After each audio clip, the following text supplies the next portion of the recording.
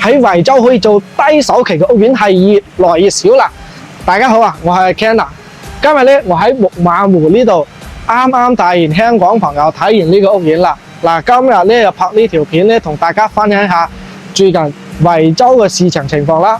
嗱，今年國慶嘅網簽成交數據咧，係比舊年嘅國慶成交數據啊係高咗一半噶。因為點解咧？因為惠州嘅庫存量，佢嘅新樓嘅庫存量係非常之多噶，係可以賣2年噶。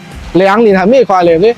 正係因為佢個庫存量大，所以咧國慶期間係好多發展商啊，佢個價格係非常之有優勢嘅。對於我哋買房者咧，都係比較有利嘅，係嘛？但係咧，而家咧可以做低首期嘅，真係越來越少啦。惠州呢2年咧係好多可以做低首期嘅，所以吸引咗好多香港同埋外地嘅朋友喺呢度買樓。但係咧，而家咧80%嘅樓盤係做唔到低首期啦。嗱，而家我身後呢個屋苑咧，木馬湖呢個係可以做到低首期嘅，首期咧係幾千蚊。木馬湖呢個屋苑咧係大亞灣嘅銷冠樓盤，係嘛？離萬達廣場咧係300米，同埋呢度咧係惠陽高鐵站咧，坐翻高鐵翻去香港都係非常之方便嘅。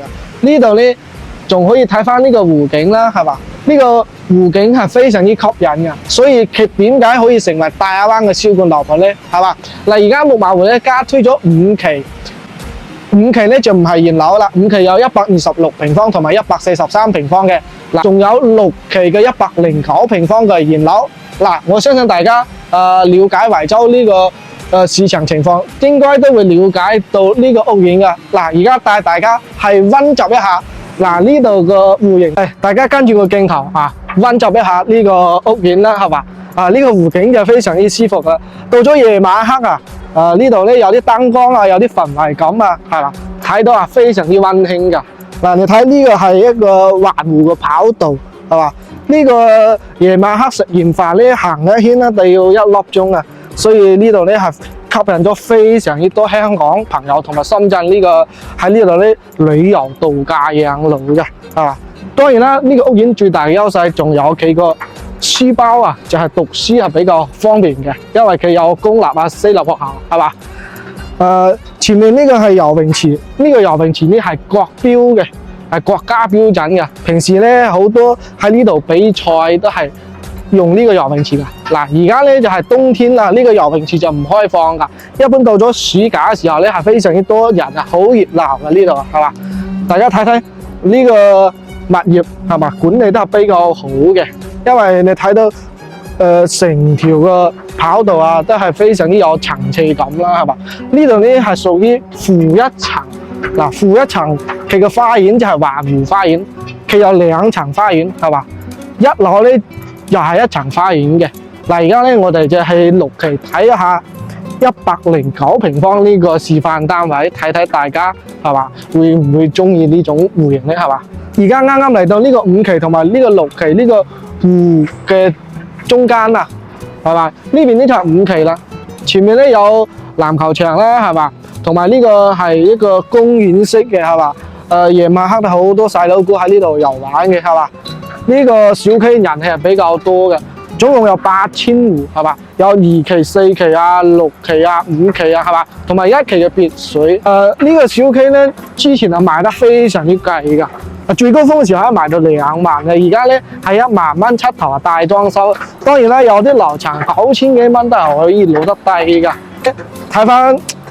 即係呢個屋苑啦，係嘛？我自己睇咗係非常之中意嘅，因為我好多同事啊買咗呢個屋苑啦。雖然係貴，但係1分錢1分貨，係嘛？而家整體嘅惠州嘅市場情況咧係6、7千蚊又有，係嘛？12000-13000又有，係嘛？呢個咧係1萬出頭咧，其實我覺得係性價比都係比較高嘅。當然啦，係見仁見智啦，係嘛？有啲人話：哎呀，呢個屋苑咧係嘛唔值呢個價格。都係 OK。嗱，呢個5期咧收樓時間咧會耐少少啦，因為佢而家喺建緊，佢預計咧係28年可以交樓。呢個係觀景台，平時即係食完飯啊喺呢度咧散步啊，可以喺呢度咧拍照啊。最緊要咧呢度咧仲好多人喺呢度釣魚啊。而家咧我就到咗120棟呢度啦。嗱，我哋咧就係上翻去示範單位睇睇109平方嘅2樓啦。OK， 嗱，而家咧就電梯間出嚟啦。呢度咧係2梯6伙嘅，嗱，即將到咗109平方呢個示範單位啦。呢個109平方可以做翻4房啊，呢個係大露台啦，係嘛？同埋呢個可以做翻4間房嘅。嗱，我哋入嚟睇翻下啦，係嘛？呢個示範單位啦，交樓時候咧呢個鞋架啊係有嘅，係嘛？同埋呢個門係有嘅。然之後咧呢係間房，呢間房咧仲可以睇翻我哋湖景啊，另外一邊嘅湖景睇得非常之舒服啦，係咪？喺而家呢種市場可以買翻呢種屋苑，係嘛？嗱，呢個係廚房啦。嗱，廚房出嚟呢有個細細嘅露台，露台一樣都係可以睇翻呢個湖景嘅。嗱，呢個廚房會細少少嘅，但係咧可以將呢個牆剝咗嘅，係嘛？廚房會大好多嘅。呢個開間啊係非常之闊落，係3.6米嘅開間。呢個咧就係一個飯廳嘅位置啦。然之後咧出嚟咧就可以睇翻呢個露台。呢個露台啊係好似德州朗斯呢個露台嘅，又係6.6米左右啦，係嘛？2米嘅寬，係嘛？嗱，你哋睇呢個湖景睇睇幾舒服啦，係嘛？呢邊咧就係木馬湖嘅4期啊。交樓時間半年都冇，你睇佢入住率係非常之高嘅，係嘛？睇呢個陽台都係基本上都係一半入住率啦，係嘛？然之後咧睇翻呢個休息區啦，到咗呢個就喺個公共嘅衛生間啦，係嘛？公共衛生間咧，其實交樓嘅時候咧，佢呢個洗手盆啊同埋馬桶啊，係嘛？呢個鏡櫃啊都係有嘅。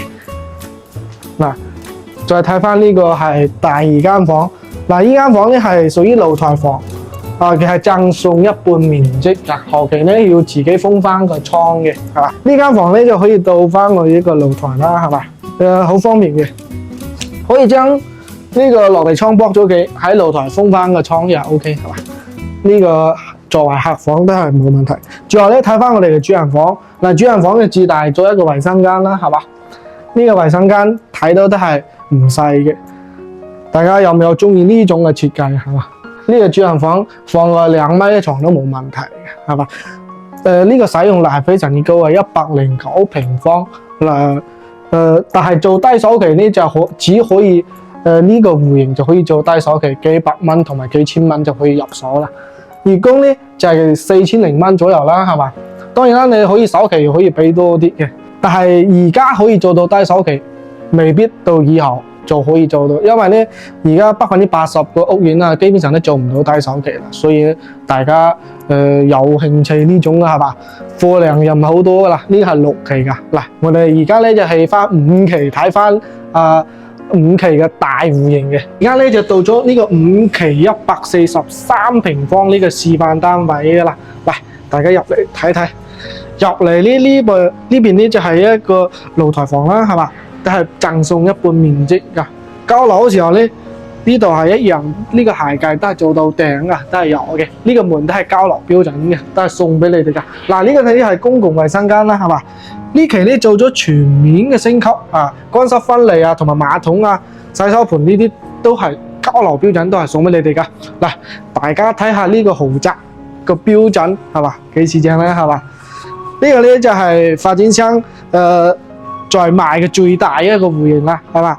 其實咧呢度係一個露台㗎，只不過呢個示範單位啊，發展商係做咗一個改造嘅啊。後期咧，如果我哋咧賣咗呢個戶型咧，都可以好似發展商咁設計嘅，係嘛？好似真正呢個大平層嘅感覺啦，係嘛？呢邊係南向嗱，然之後咧睇翻呢個係一個北向嘅嗱，睇翻呢個係一個北向嘅位置啦，係嘛？啱先咧我哋睇咧係120棟。呢棟呢個示範單位109平方啦，係嘛？嗱，呢個5期嘅視野係嘛？景觀係咪都非常之視像咧？係嘛？呢個呢係做咗一個開放式廚房啦，係嘛？後期呢喺呢度呢做咗隔斷嘅推拉門嘅，係嘛？做咗全面嘅升級啊！再參觀下呢個休息區啦。嗱，整體嘅房間嘅空間感都非常之闊落啊！嗱，呢個呢仲可以睇翻呢個湖景啦，係嘛？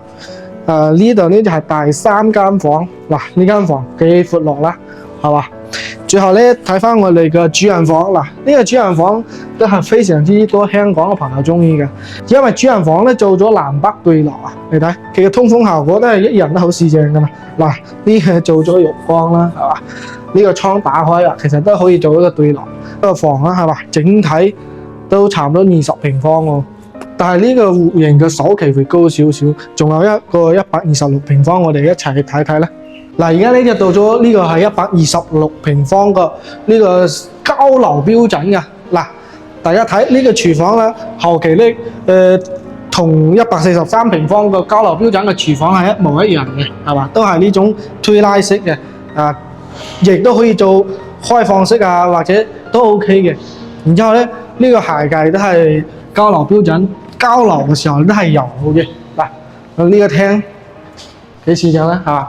呢度個戶型咧做咗一個飛機戶型啊！呢個客廳係比較闊落嘅，係嘛？你哋睇呢個吊頂係非常之高嘅，喺市面上呢個吊頂啊，屋苑都好少嘅，係嘛？然之後咧，就睇翻呢個露台，呢個露台非常之大嘅，係嘛？你哋睇7米長嗰個超級大露台，係嘛？都係2米嘅寬㗎。呢個露台做得非常之正。呢度咧係一間房都可以通到入面嘅，係嘛？我哋睇睇休息區啦。因為其實飛機戶型係嘛，呢度呢係一個露台房啊，都係贈送咗一半嘅面積嘅，係嘛，都唔細嘅。嗱，呢個係一個公共衞生間啦，係嘛，馬桶呢啲都係有嘅，都係交樓標準嘅。呢間又係客房，呢間房咧朝南向嘅，係嘛，你哋睇都唔細嘅喎，呢個空間感。再睇睇呢邊個休息區啦，呢間房咧就可以通到呢個露台嘅，係嘛？將呢個落地窗剝咗佢啦，係嘛？嗱，睇翻呢個係主人房，嗱，主人房咧自帶咗一個衞生間啦，係嘛？所以佢個戶型結構都係好嘅。嗱，主人房一樣啊，都係做咗南北通透對流嘅，係嘛？嗱，我哋而家睇緊呢啲全部都係交樓標準嘅，交樓時候都係咁嘅，即係到時候咧自己買啲家私家電就可以入住嘅。咁我哋咧體驗咗呢個示範單位，大家對邊個戶型感興趣嘅，係嘛？我哋咧翻去售樓部咧同大家講一下個戶型就睇晒咗啦。嗱，我哋大致了解下呢個屋苑啦。呢個屋苑咧係泰豐木馬湖喺大灣最核心嘅位置地段嘅，50萬平方嘅佔地面積，超過100萬平方嘅建築面積。屋苑嘅配套嘅商圈係比較成熟嘅。首先咧，木馬湖咧從呢個西門出嚟300米就到呢個萬達廣場啦。然後咧，從萬達廣場到我哋嘅益田廣場咧都係600米嘅一個距離嘅，係嘛？然後咧，從益田過去仲有一個五月廣場係2公里嘅一個距離，所以呢度咧係非常之成熟嘅，人氣係非常之足、非常之旺嘅。所以木馬湖呢個定位係比較高嘅。仲有咧。呢度咧係澳頭海鮮市場啊，係10零分鐘嘅車程，可以到澳頭食海鮮啦，係嘛？都係非常之方便嘅。嗱，當然啦，呢個屋苑咧係嘛，佢有優點就肯定有缺點㗎。呢個屋苑嘅最大嘅缺點咧就係佢人車做唔到完全分流，同埋咧呢度嘅物業費係比較高嘅。喺網上咧呢個物業咧係存在好多負面嘅，係嘛？當然啦，呢個係見仁見智啦，係嘛？仲有咧，佢6期呢邊咧，就係你哋睇翻呢個圖啦。6期124棟咧，係嘛？佢係比較靠呢個係主幹道嘅大灣大道，所以佢6期嘅124棟會有噪音嘅影響嘅，係嘛？其他嘅缺點咧就係價格喺呢度咧。係屬於比較偏高嘅，係嘛？但係1分錢1分貨啦，呢個係見仁見智啦，係嘛？總之呢個6期呢就可以做到低首期，幾千蚊就可以入手嘅。仲有咧，呢度出行咧係方便嘅。如果係翻去深圳同埋香港咧，你可以坐翻高鐵。呢度屋苑咧過翻我哋嘅一個維園站10零分鐘，坐翻高鐵可以直達到我哋嘅香港西九龍，係1粒鐘嘅車程。同埋咧呢度咧係深圳北啊，係20幾分鐘啊。過去深圳咧非常嘅方便，所以咧呢種有天然湖景啦，係嘛，同埋呢個大社區，係嘛，然之後佢嘅萬達商圈，係嘛，佢嘅物業係兼地物業，係嘛，所以總體嚟講，佢佢個綜合條件係比較好嘅。當然啦，每個樓盤肯定係有佢嘅優點，有佢嘅缺點。咁今期內容咧就講到呢度，大家有中意呢個屋苑嘅，可以私信我揾我嚟現場睇睇都 OK 嘅，係吧？成個惠州所有嘅樓盤嘅優缺點，我都會毫無保留同你講清楚嘅，係吧？咁下期再見啦，拜拜。